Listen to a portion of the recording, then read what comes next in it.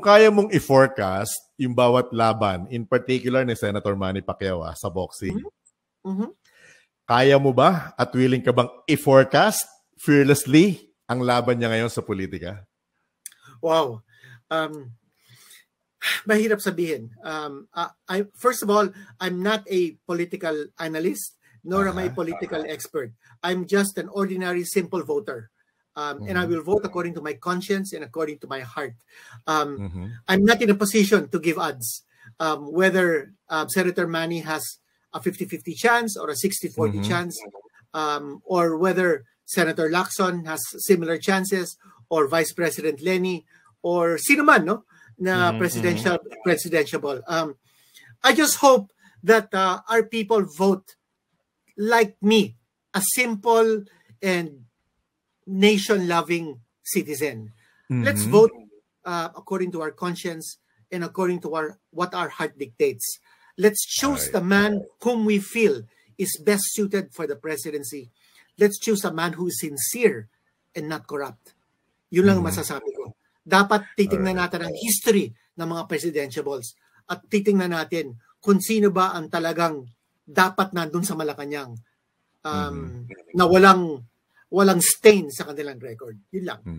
Kaya kita lalong nagiging idol, Sir Quinito, kasi kahit na very close friend ka, talaga sinubaybayan mo si Senator Manny, hindi ka naging bias sa kanya sa pahayag mo. Lalo ngayon sa ganitong critical. I'll tell you, kasamang John, no? Nung nag-uusap kami ni Senator Pacquiao, kung minsan nagawa one-on-one kami, I will tell you this. Nasa media ako, no? Nasa TV ako, nasa social media ako, nasa print ako. Never once has Senator Manny asked me to help him out in his presidential campaign, to convince people to vote for him. Never. No favors. Walang favor. That's what I respect about him. I think I respect him for that. And I think he also respects me being a journalist. Na he doesn't want me to have any bias. Tama po naman. Ganun ka rin niya kasi karespeto. Sir, ganun ka rin niya kasi karespeto. Dahil alam mo, mukhang pagka medyo alanganin, may hirapan siyang kumbinsihin ka rin. You know, I've asked Senator Manny many favors for the people. But he has never asked me for a favor. You know, I've asked him for tickets to give to my family to watch a game. I'll admit.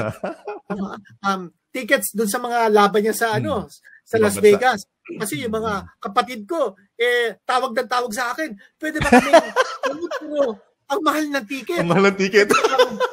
Pwede ka bang makahingi kay Senator? So, alam mo, naglakas loob ako. Pumunta ako kay Senator. Itong kapatid ko talaga, at yung pinsan ko, gusto talaga manood. Pwede ba? Pinigyan ako ng ticket.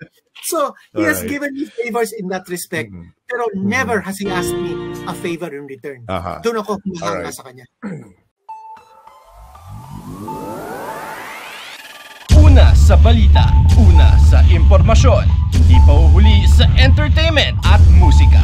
Dahil lahat, andito na. Araw-araw, kasama ang buong puwersa na nangungunang tabloid sa bansa, Abante, L na L.